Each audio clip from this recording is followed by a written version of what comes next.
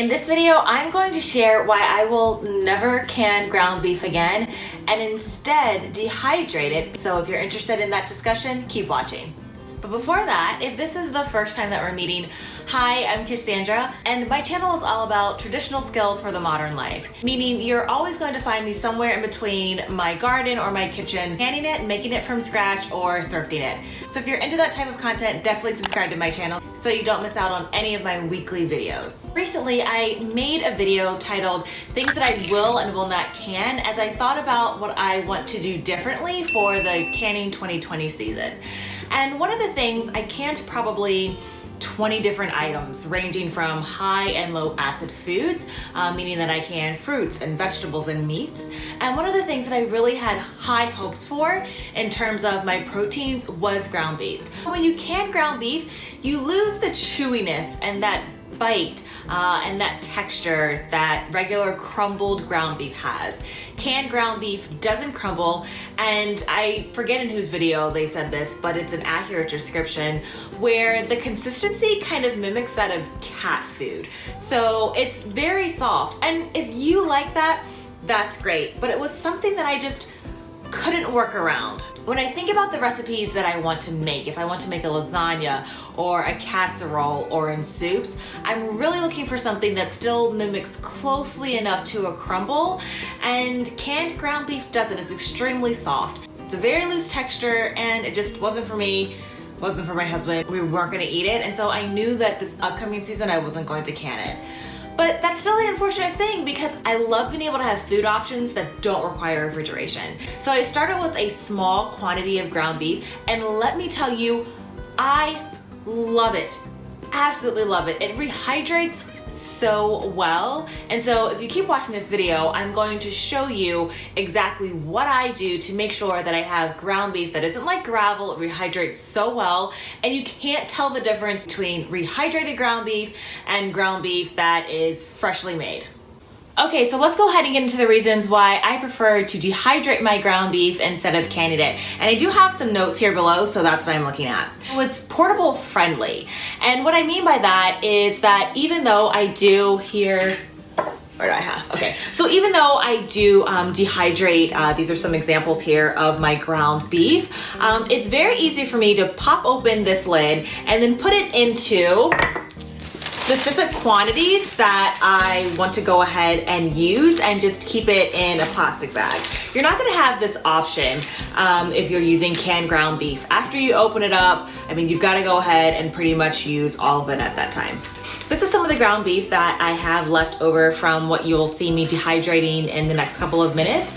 And what I love to do is, well, what I'm gonna do with this is take this bit of ground beef, and I dehydrate a lot, y'all.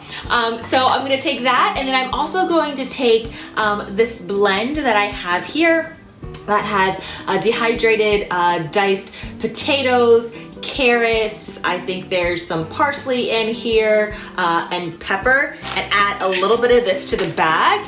And then I'll also add some cheddar cheese, dehydrated cheddar cheese powder. I get this from the Amish market. I'll add a little bit of that, and then I'll add a little bit of sour cream and onion, dehydrated power to the bag, a little bit of, I forgot to bring it upstairs to show you guys, but you know what dehydrated milk looks like.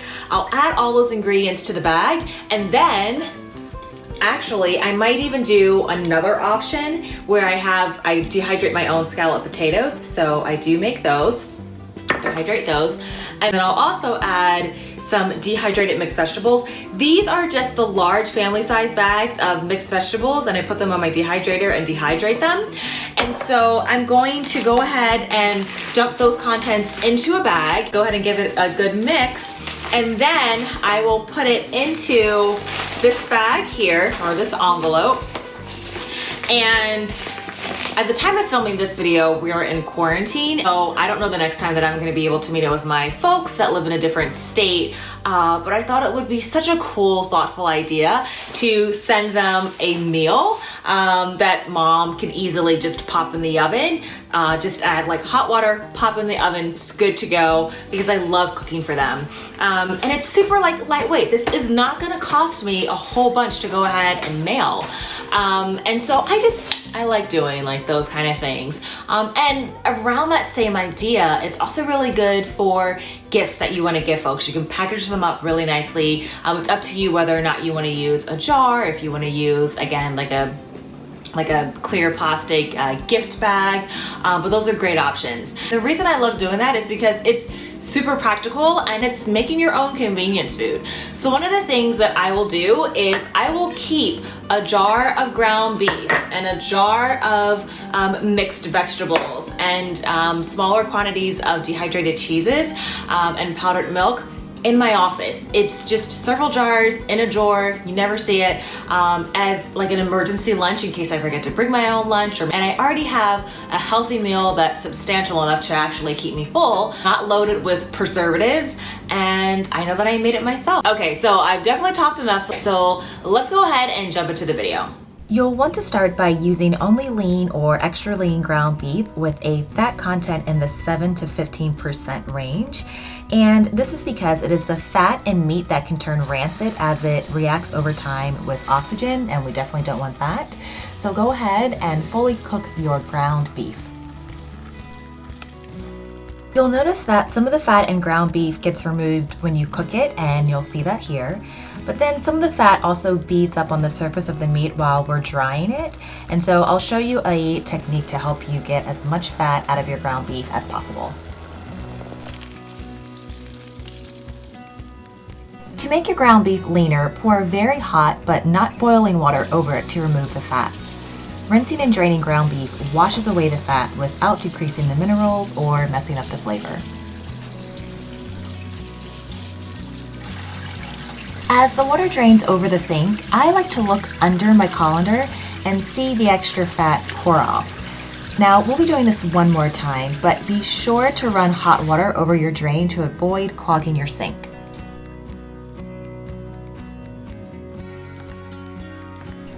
Next, we'll boil our beef, and this is what helps to ensure we get a perfect small crumble, making it dehydrate evenly and perfect for tacos. Boiling also helps separate the fat from the meat, so we have two techniques to remove the fat. And later I'll prove this with a paper towel test.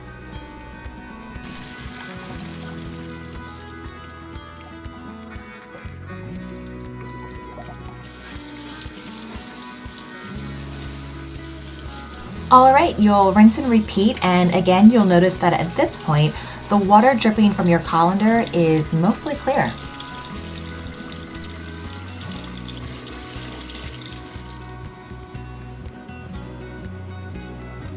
And here are our even crumbles, which are now ready for the dehydrator.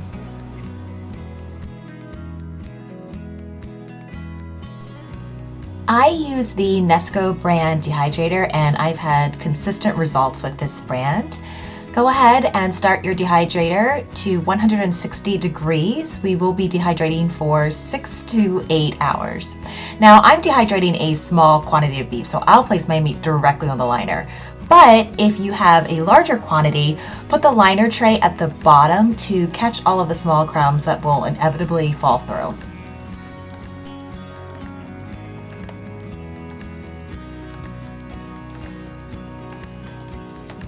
As you place your meat on the rack, be sure that the crumbs aren't stacked on top of the other or touching too close. You'll want to definitely make sure that you have sufficient airflow.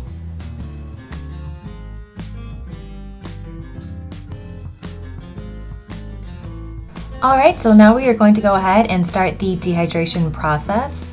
Now, 2 or 3 times during the drying process, you'll want to move the meat around. And if you do notice that there's extra fat that you've missed, go ahead and blot that with a paper towel to remove the oil.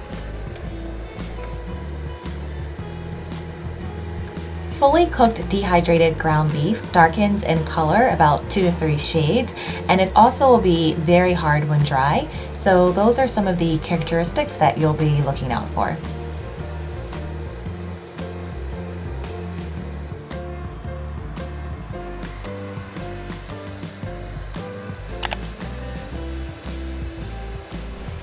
All right, we're looking pretty good so far. You can start to see the darkening color.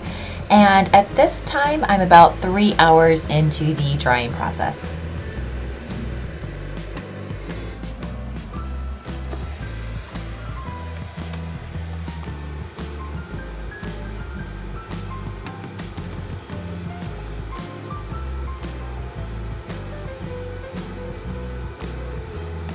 All right, you can really see how the crumbles have shrunken in size and darkened in color. And here is a close-up so you can see what to look for.